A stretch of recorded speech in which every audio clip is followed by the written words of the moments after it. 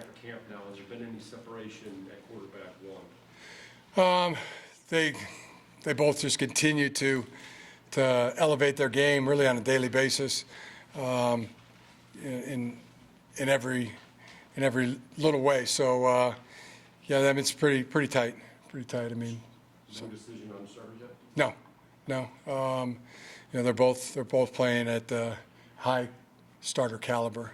Jim, in terms of the quarterback competition, when you and your staff are looking to make the decision about who you want to go with, is that the type of thing where you would seek input at all from like the advisory council or other veterans about just kind of what they're thinking as a part of that process for you and your coaches, or is this purely a coaching decision about who the starter would be? Yeah, I mean, we're all out there. We're all seeing the same thing, and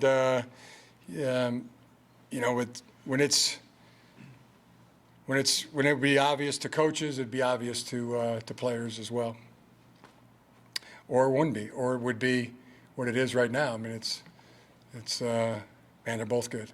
I think maybe talk to some of the Dave Revson from the Big Ten, Howard Griffith was here, Coach was here. It was like maybe just get their opinion. They watched it. See if I'm not telling you the truth. Check me. They're both playing good at a high level. Jim, we talk about the quarterback battle. We all at least do. Kate and JJ, when you have two good quarterbacks, is there any downside to having that go on, have that discussion go on into the season? Do you see any downside to it, that a decision has to be made or doesn't have to be made? No, I think that's one of the real. It's a real option. I mean, there's three as I see it. I mean, one of them is going to, separate and be the starter, and then we'll roll that way with a starter and a backup.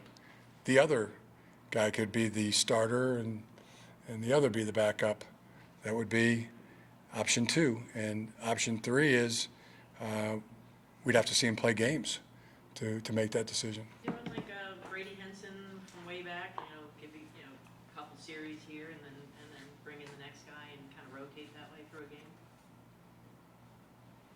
I mean, hypothetically, I don't know. I mean, it'd be like trying to throw that in the hypothetical box. Like some people like to say, if you don't have a starting quarterback, then you don't have a quarterback. I mean, I put that into the category of people that they're born originals and they die copies. They just hear something and they parrot it. So this is a very good, unique situation. We have two quarterbacks that are playing at a high starter level, and we're gonna keep competing, and it's possible that there's a starter by the first game, and then possible that it plays into the season till one is, and then we pick the one that's gonna help the team win. Who's gonna be the best person to play quarterback to win the game.